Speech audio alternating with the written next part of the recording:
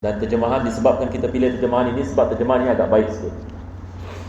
Terjemahan dia agak yang ini tersusun, berbeza dengan terjemahan yang pertama.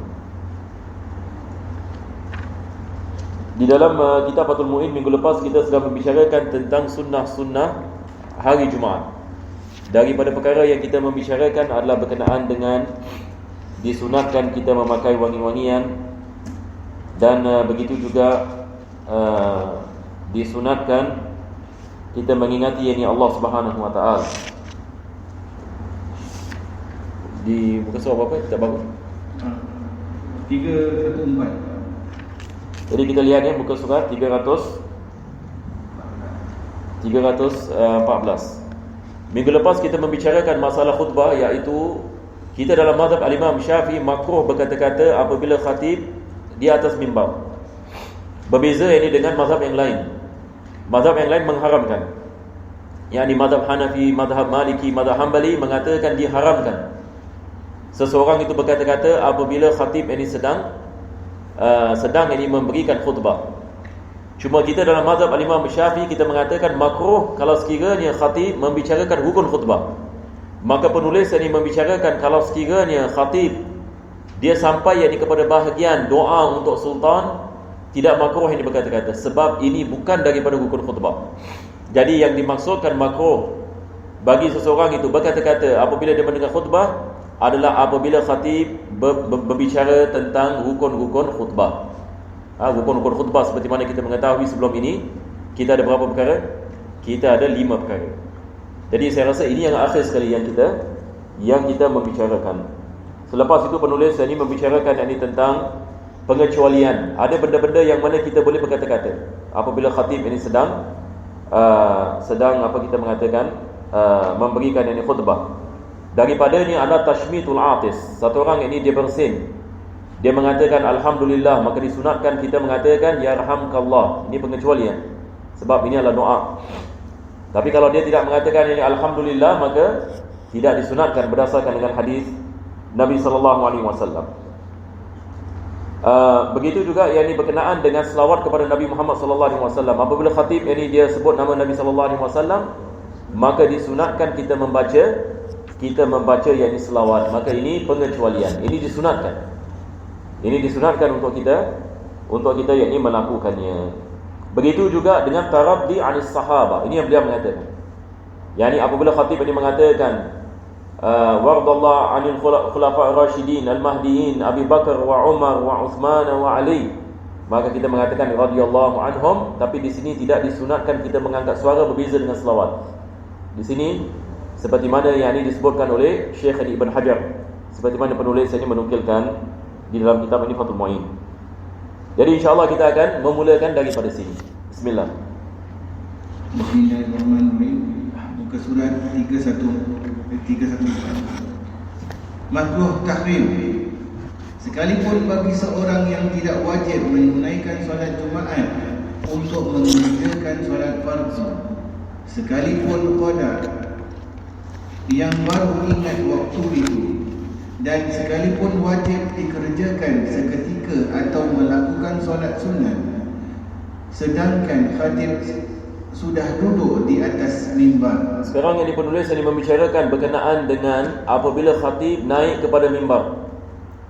Khatib ini naik mimbar dan dia duduk di atas mimbar. Apabila khatib ini duduk di atas mimbar, diharamkan solat.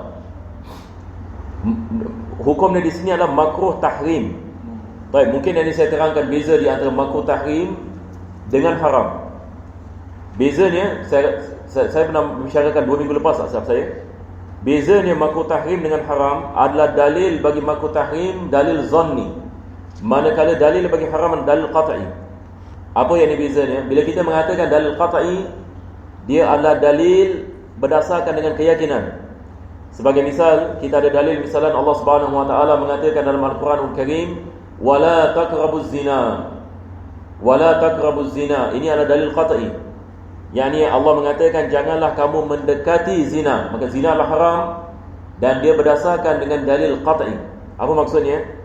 Yani kita tidak ada khilaf dengan ulama ini berkenaan dengan pengharaman zina, sebab Al-Quran dengan terang sekali mengharamkan ini zina. Allah mengatakan janganlah kamu dekat ini kepada zina, apalagi melakukan zina. Maka ini adalah benda yang kita mengatakan haram, dia berdasarkan dengan dalil qat'i. Begitu juga berkenaan dengan arak ini misalnya, dalam Al-Quranul Karim. Begitu juga dengan memakan daging khinzir, ini kita mengatakan haram. Tetapi makruh tahrim, dia berdasarkan dengan dalil yang ada khilaf ini di dalamnya, yakni dia tidak sampai kepada keyakinan. Ulama kita ada berbeza ini pendapat, adakah ini perkara diharamkan ataupun dia makruh tanzih. Maka di sini dalam mazhab al-Imam Syafi'i, apabila khatib ini naik mimbar, satu orang ini misalnya dia nak melakukan qada subuh, misalnya ni, tadi pagi dia teringat dia belum lagi melakukan qada subuh, dia sengaja tidak melakukan solat subuh dan dia belum lagi melakukan qada. Kita mengatakan kalau dia sengaja meninggalkan solat subuh, wajib dia melakukan qada dengan segera, betul ke tidak? Yang berkenaan dengan melakukan qada, kadang-kala qada ini diwajib dia lakukan dengan segera, dia tidak boleh melambatkan. Bilakah dia tidak boleh melambatkan? Kalau sekiranya dia tidak ada keuzuran, yakni dia sengaja tidak mau solat, dia boleh solat ini tapi dia tidak mau melakukan solat sehingga terkeluar daripada waktunya. Bagi orang ini kita mengatakan wajib dia qada fauran, wajib ini dia melakukan qada dengan segera, dia tidak boleh melambatkan. Apabila dia melambatkan, maka dia berdosa. Lebih lama dia qada, lebih banyak dosanya. Ini masalah. Lebih lama dia qada misalnya 2 jam, 3 jam, 4 jam, belum lagi melakukan qada, 5 jam, dia menanggung dosa. Boleh faham insya-Allah? Dia menanggung dosa. Tapi beza kalau sekiranya dia tak sengaja, yakni misalnya dia tertidur. Walaupun ulama kita mengatakan jangan ajar benda ni kepada orang awam, sebab takut nanti orang mengambil dia sebagai alasan tiap-tiap hari tertidur. Tapi ini misal kalau sekiranya dia tertidur, dia nak solat subuh, dia nak solat subuh dari keazaman sebelum dia tidur malam, dia nak melakukan solat subuh. Selepas itu dia terlelap sehingga terbitnya matahari. Bagi orang ini kita mengatakan diwajibkan dia melakukan qada, akan tetapi tidak diwajibkan dia melakukan dengan segera. Maka kedua-dua perkara ini disebutkan oleh penulis ini di sini. Misal yang pertama adalah dia tidak ada keuzuran, dia meninggalkan qada. Apabila khatib naik atas mimbar dan khatib ini duduk di atas mimbar, dia teringat belum lagi melakukan qada, sekarang ini aku nak melakukan qada ini bagi solat subuh. Kita mengatakan sekarang yakni makruh tahrim, tidak dibolehkan kamu melakukan qada sekarang, walaupun diwajibkan kamu melakukan qada dengan segera, disebabkan khatib ini sudah duduk di atas mimbar. Khatib ini duduk, bila ini khatib ini duduk atas mimbar, jadi khatib ini apabila dia naik ini mimbar, dia akan memberikan salam, betul ke tidak? Selepas itu dia duduk. Khalas ini apabila dia duduk tidak ada solat. Nanti selepas ini dia akan membicarakan masalah tahiyatul masjid, ini pengecualian. Tetapi selain daripada tahiyatul masjid tidak ada solat walaupun qada.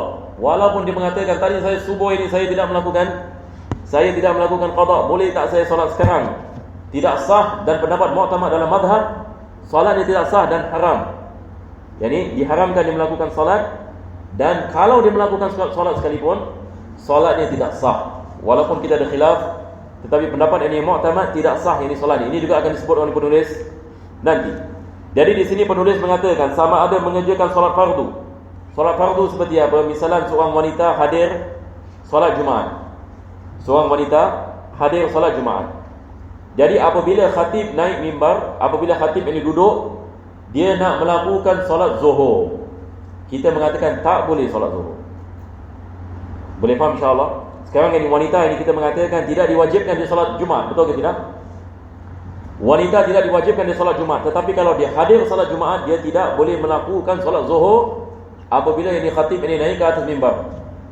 Kalau dia melakukan, kita mengatakan perkara yang sama, makruh tahrim, solat tidak sah.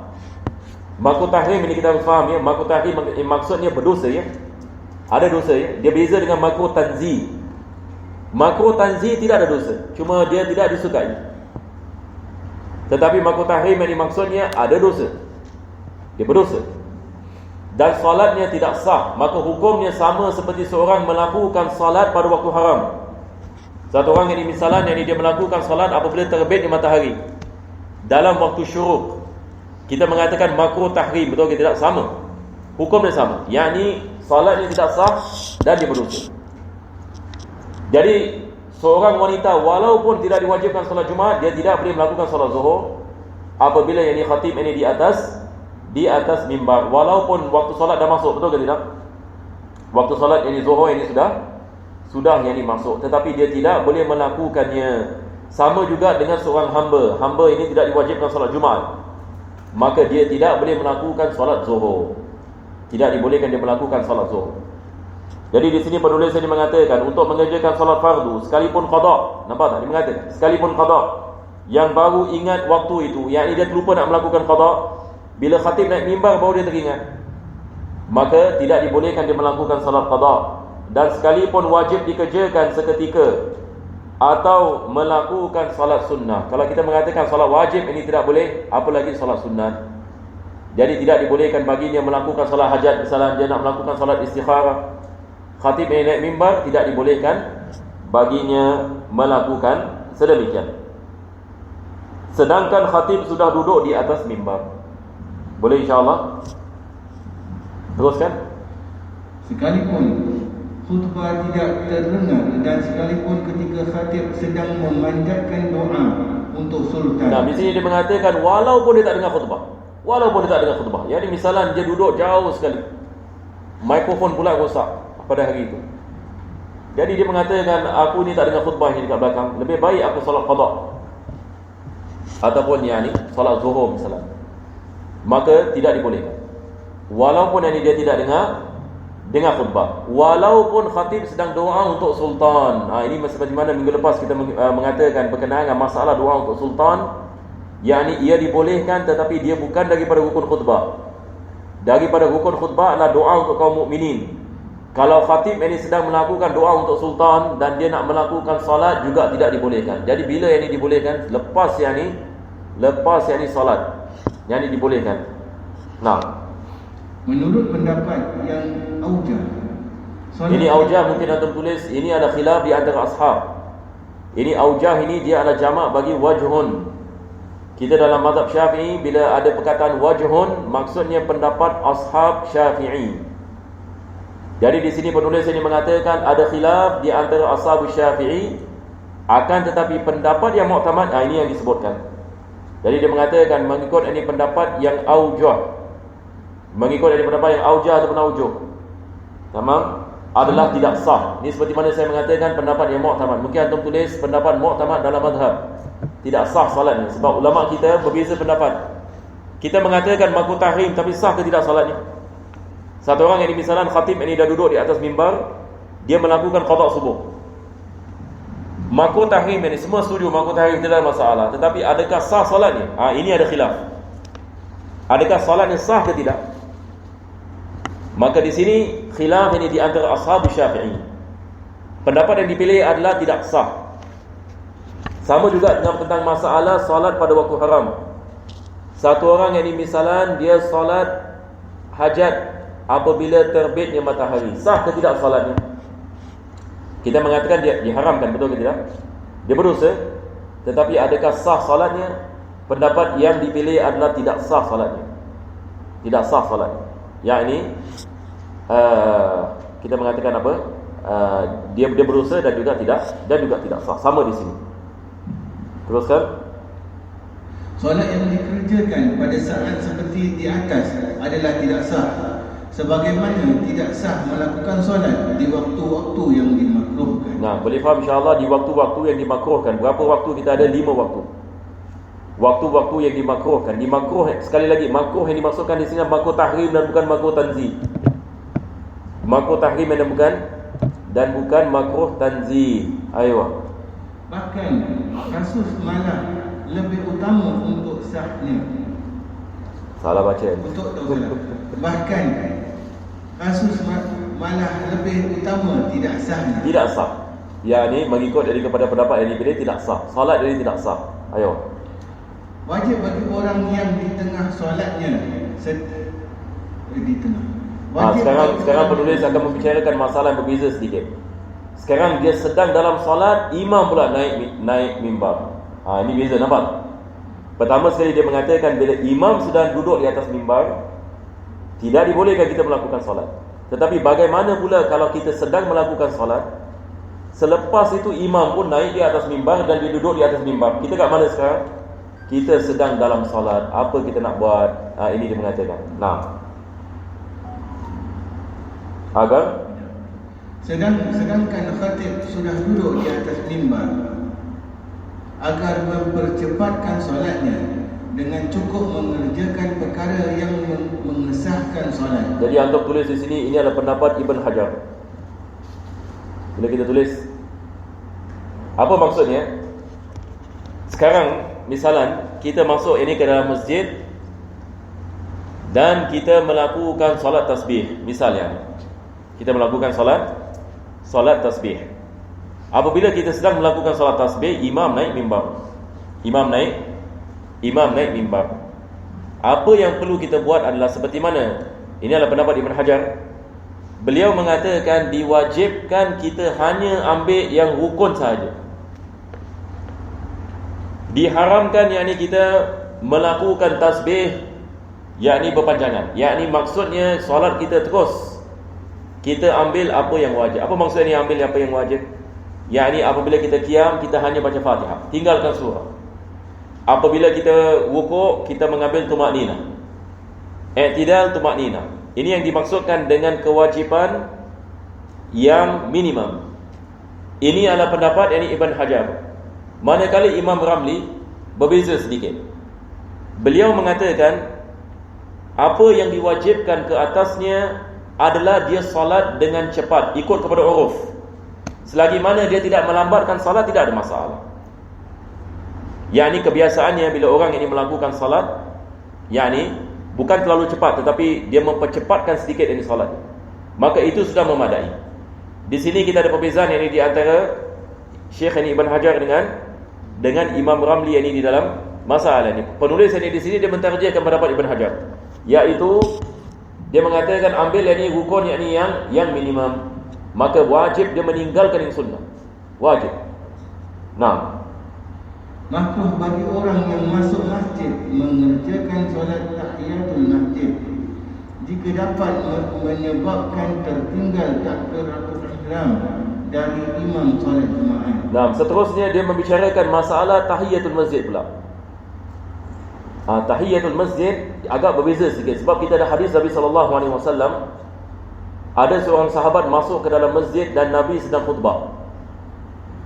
Nanti insyaAllah ini di dalam syarah ini ada hadisnya. InsyaAllah kalau ada masa mungkin kita boleh baca.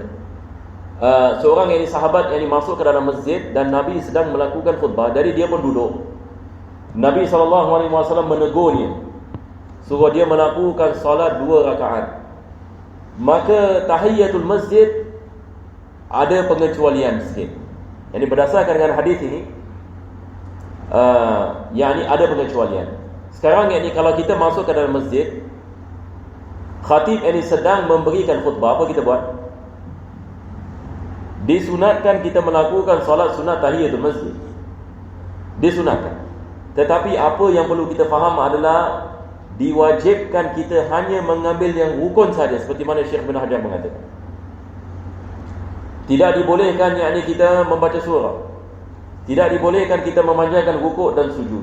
Maka kita mengambil apa yang wajib sahaja. Adakah ini disunatkan? Disunatkan. Bagaimana disunatkan? Sebab kita ada hadis yang khusus berkenaan dengan sahabat Nabi yang masuk ke dalam masjid. Nabi suruh dia melakukan salat. Kalau Nabi suruh dia melakukan salat, ini maksudnya yakni wajar ini bagi kita juga melakukan salat yakni tahiyatul masjid. Tetapi di sini penulis mengatakan makruh melakukan salat tahiyatul masjid. Tapi bila makruh? Apabila dia mengetahui kalau dia melakukan salat tahiyatul masjid, dia akan terlepas takbiratul ihram. Di sini kita mengatakan makruh dia melakukan salat tahiyatul masjid. Apa sebabnya? Sebab mendapatkan takbiratul ihram kelebihannya lebih besar daripada melakukan tahiyatul masjid. Boleh insya-Allah. Jadi di sini penulis ini bukan membicarakan berkenaan dengan khatib ini sedang ini berkhutbah dan makruh dia melakukan tahiyatul masjid, tetapi makruh kalau sekiranya dia tahu ini khatib ini misalan pada akhir khutbah, dia mengatakan nampaknya ini kalau saya melakukan salat tahiyatul masjid, nampaknya ini khatib ini akan melakukan takbir dan mungkin ini saya pada rakaat yang kedua. Khalas, kita mengatakan makruh melakukan solat. Jadi apa dibuat? Jangan solat berdiri.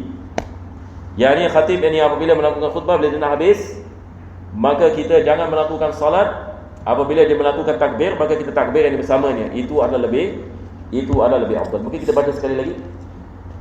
Makruh bagi orang yang masuk masjid mengerjakan solat tahiyatul masjid jika dapat menyebabkan tertinggal takbiratul ihram dari imam solat Jumaat. Boleh faham insya-Allah? Ada siapa-siapa ada soalan? Tidak ada ya? Baik, teruskan.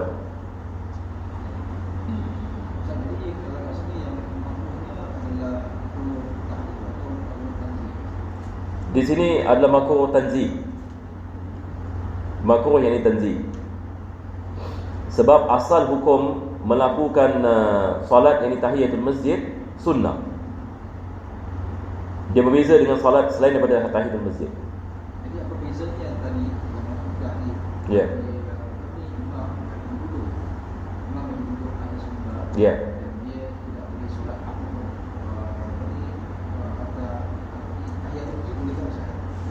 Tahiyatul masjid dia pengecualian.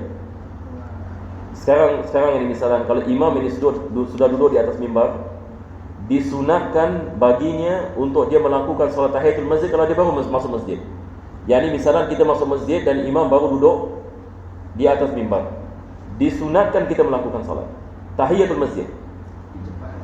Tetapi itu yang tadi kita maksudkan, diwajibkan yakni dia melakukan solatnya dengan ringkas.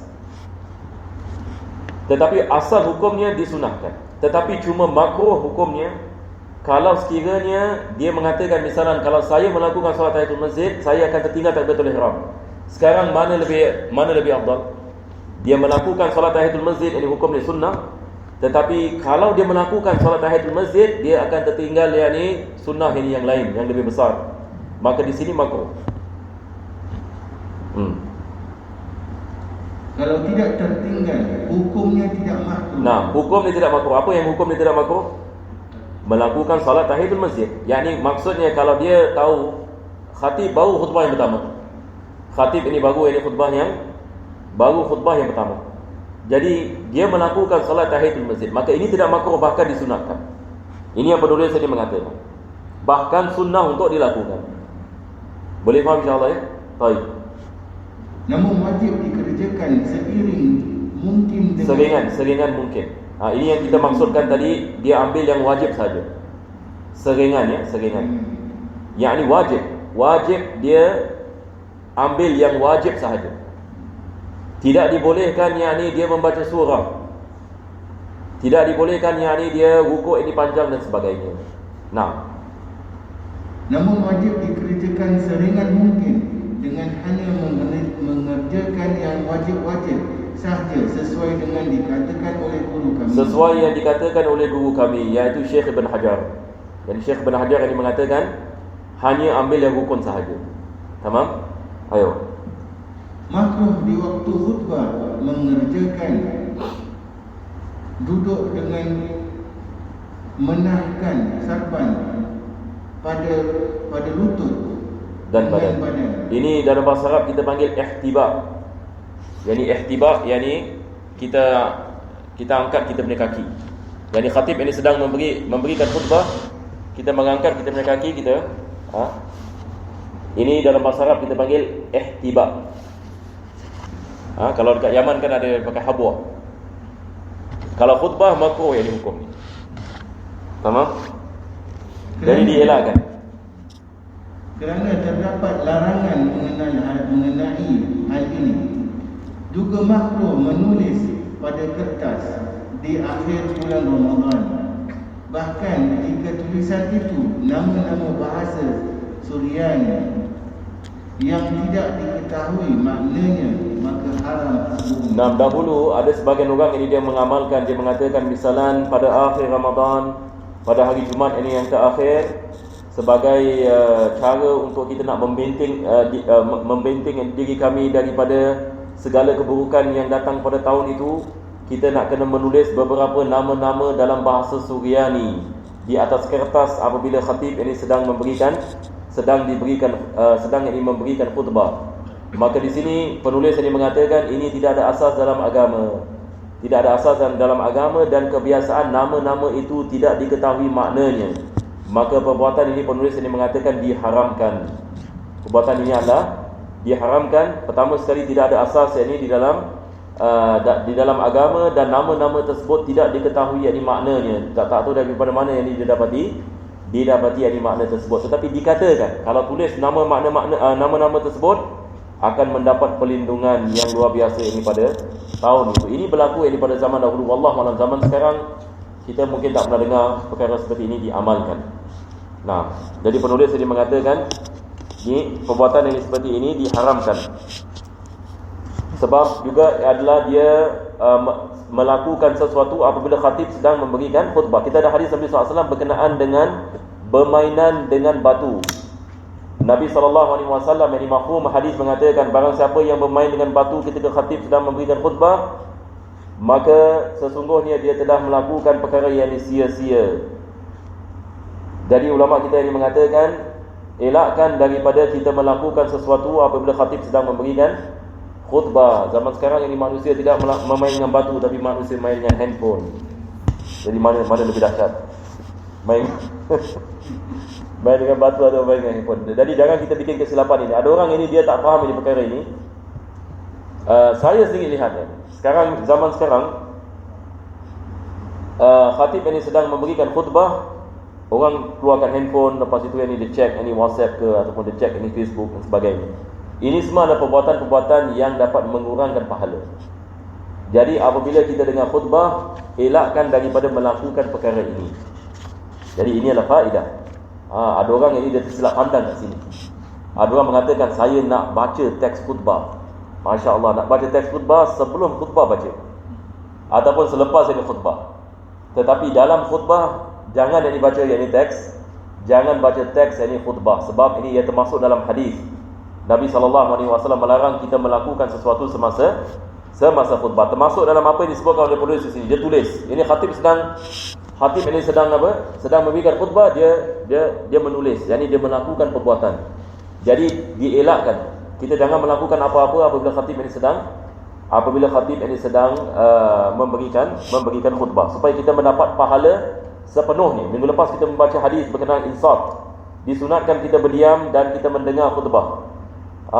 Yang mana orang yang melakukan sedemikian, maka Allah akan memberikan kafarah di antara dua khutbah. Dosa-dosanya akan diampunkan. Tapi dengan syarat mesti ada insaf, yakni berdiam dan mendengar, tidak melakukan apa-apa. Kalau orang yang ini bermain dengan batu, sebab zaman dahulu masjid Nabawi dia pasir, jadi ada batu-batu kan. Jadi semasa dengar khutbah ada orang yang dia main dengan batu. Nabi SAW melarang ini. Cuba bayangkan main dengan batu. Begitu juga yakni perkara-perkara yang sewaktu dengannya. Nah, kalau misalnya imam tengah disunatkan kita diam ataupun kita nak tengok muka imam ke? Disunatkan kita lihat imam. Ya, tapi kalau macam ada skrin kan, nanti kan dia punya imam cakap orang putih. Ya. Kita ada Melayu, kita tengok skrin kan. Ya. Tidak ada masalah. Tidak ada masalah. Ya. Selawat kepada Nabi SAW ini dibolehkan. Itu pengecualian. Selawat tidak ada masalah. Nah. Teruskan. Disunatkan membaca surah Al-Kahfi di hari Jumaat atau pada malam harinya berdasarkan beberapa hadis. Nah, ini berkenaan dengan surah Al-Kahfi. Kita ada hadis Nabi SAW berkenaan dengan fitnah Dajjal. Allah SWT akan selamatkan seseorang ini daripada fitnah Dajjal, dan Allah akan memberikan cahaya kepadanya pada minggu itu. Maka disunatkan kita membaca suratul Kahfi. Cuma ulama kita mereka membahaskan berkenaan dengan bilakah disunatkan kita membacanya. Adakah kita membacanya pada waktu malam Jumaat, ataupun yakni kita membacanya pada pagi Jumaat ataupun pada petang Jumaat. Yakni ketiga-tiganya dibolehkan, disunatkan kita membacanya. Sebahagian dari ulama kita mengatakan lebih afdal dibaca pada pagi Jumaat. Yakni kalau dibandingkan yakni pada waktu malam ataupun pada waktu siang.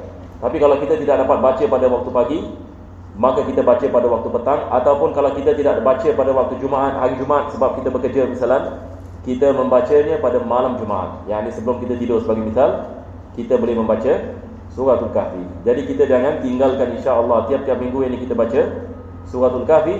Dan kalau bagi mereka yang tak mampu membaca, misalnya ambillah ini 10 ayat yang pertama dan 10 ayat yang terakhir, dan pelan-pelan insya-Allah kita cuba mengamalkan amalan yakni yang penting ini. Sangat penting sekali Suratul Kahfi.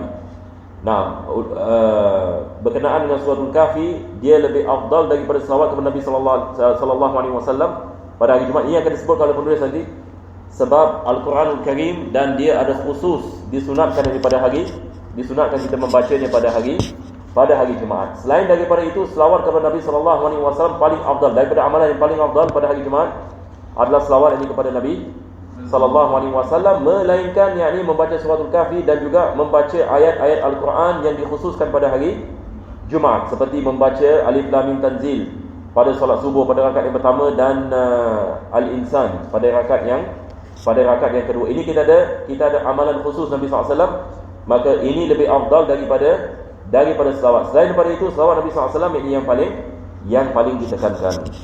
Nah, membacanya di siang hari dihukumi lebih dianjurkan, dan paling utama membacanya setelah subuh kerana mempercepatkan mendapat kebaikan. Nah, di sini penulis mengatakan yang paling afdal dibaca selepas subuh. Dibaca yang ini selepas yang ini subuh. Yang ini merupakan waktu-waktu yang pertama yang ini pada hari Jumaat. Maka lebih cepat dilakukan lebih baik dibandingkan kalau kita baca pada waktu malam ataupun pada waktu petang. Nah, sunnah memperbanyak membaca surah Al-Kahfi dan surah-surah Al-Quran yang lain di malam dan hari Jumaat. Makruh membaca surah Al-Kahfi dan surah-surah lain dengan mengeraskan suara. Sebelum kita bicarakan tentang mengeraskan suara ini, penulis mengatakan sunnah memperbanyak membaca surah Al-Kahfi. Maksudnya di sini adalah kalau sekiranya seseorang itu mampu membaca Suratul Kahfi lebih daripada satu kali, maka dia membaca lebih daripada satu kali. Jadi dia boleh baca misalnya malam Jumaat satu kali, lepas itu pagi Jumaat satu kali, lepas itu petang Jumaat satu kali. Yakni dia baca 3 kali. Ini adalah amalan yang digalakkan. Amalan yang digalakkan.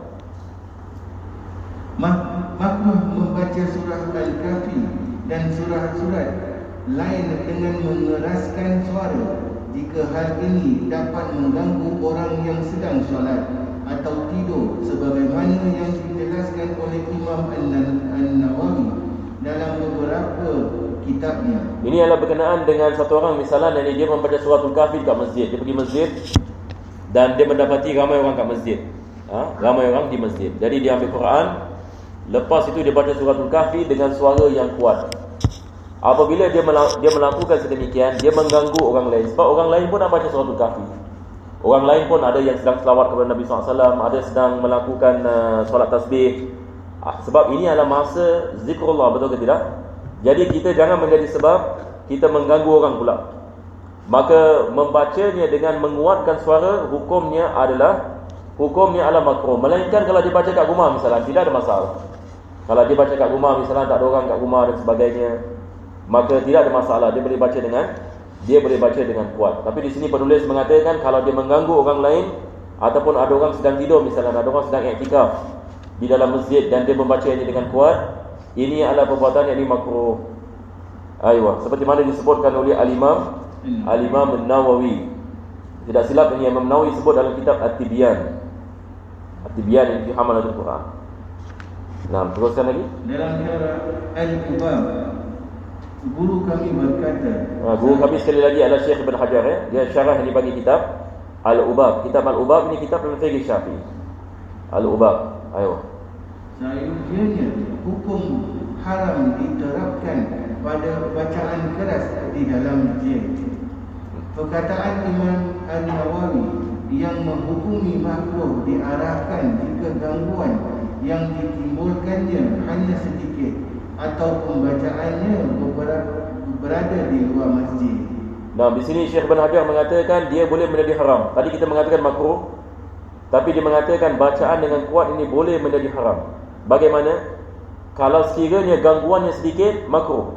Tapi kalau sekiranya gangguannya terlalu kuat, ini misalnya, maka ini boleh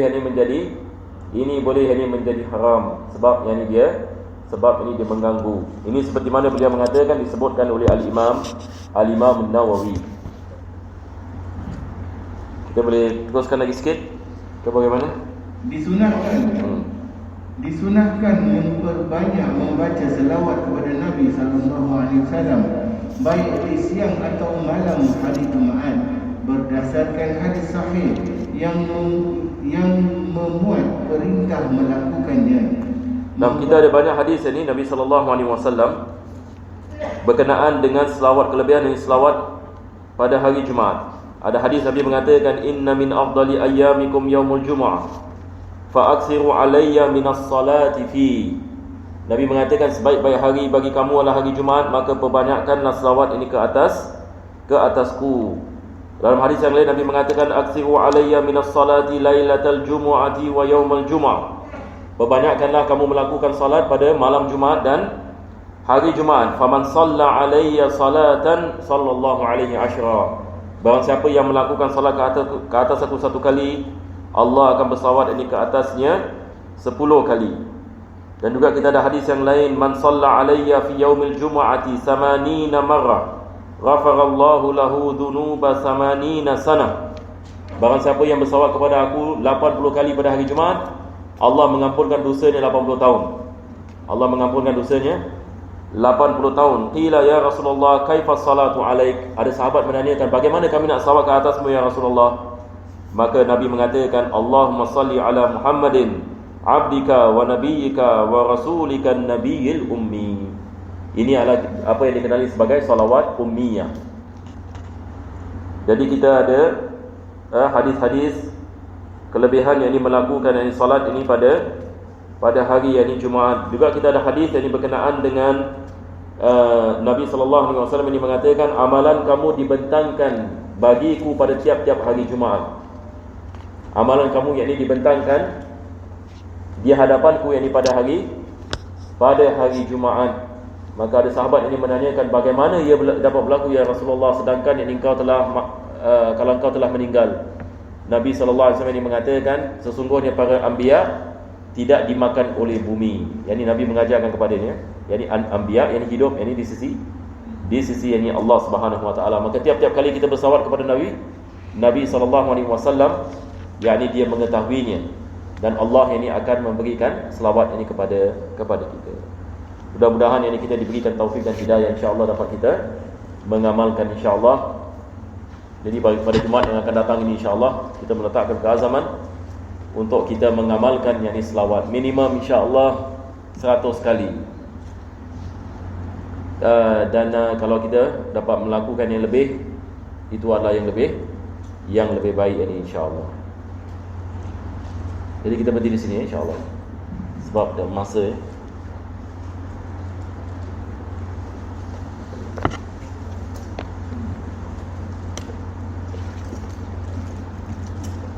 bagaimana kita baca zubat sikit?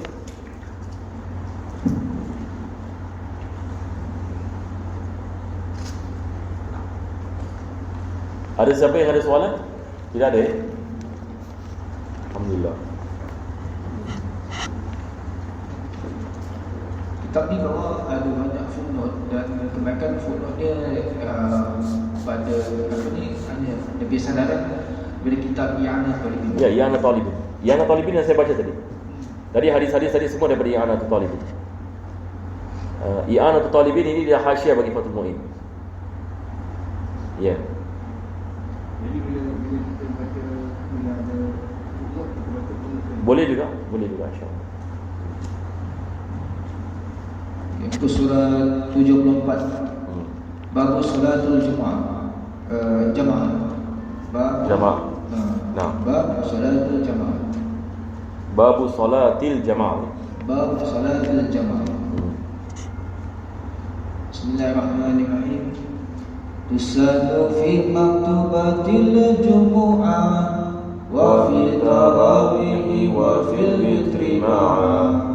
Ka'an yu'ida fardaya biniyata مع الجماعة اعتقد نفسياتا وكثرة الجمع استحبت حسنا بالقرب منه مسجد تعطلا أو فسق الإمام أو ذو بدعة وجمعة يدركها بركعة والفضل في تكبيرة الإحرام بالاشتغال عقب الإمام وحسن تركها وجمعة المطر ووهن وشدة البرد والحر ومرض وعطش وجوع قد ظهر أو غلب الرجوع مع اتساع وقتها وعيون وأكل ذره كبيه النعي ربنا انفعنا بما علمتنا ربي علمنا الذي ينفعنا ربي فقهنا وفقه أهلنا وقرابة لنا في ديننا مع أهل كتر أنثى وذكر ربي وفقنا واغفرهم لما ترضى قولا وفعلا كرما وارزق الكل حلالا دائما وأهلها أتقي علما نصر الخير ونفى كل شر ربنا وأصلح لنا كل شؤون وأقر برضا منك العيون واقض عنا ربنا كل الديون قبل أن تأتينا رسل المنون واغفر واستر أنت أكرم من ستر وصلاة الله تغشى المصطفى من إلى الحق دعانا والوفاء بكتاب فيه للناس شفاء وعلى آل الكرام شرفاء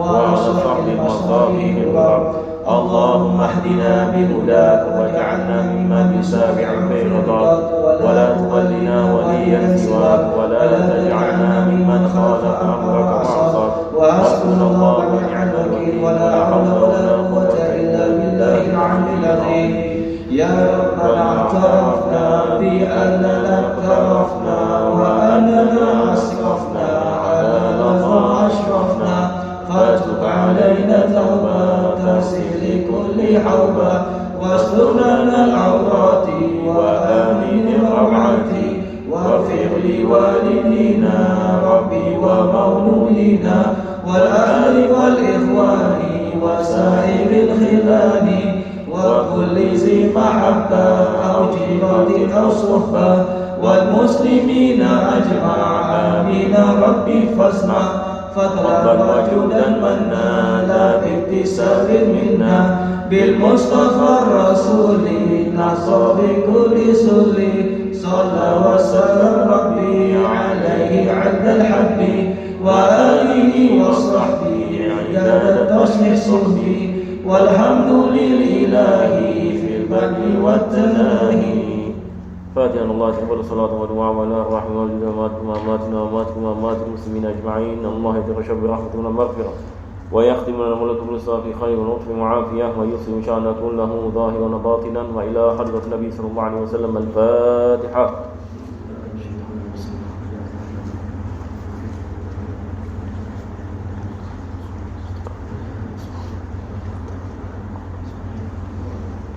ربنا تقبل معنا انك تسمع علينا وتب علينا انك انت التواب الرحيم واختم بالصالحات عملا واجرا الله يكرم بفضل سبحان ربك بالعزه عما يصفون سلام على المرسلين والحمد لله رب العالمين تقبل الله منكم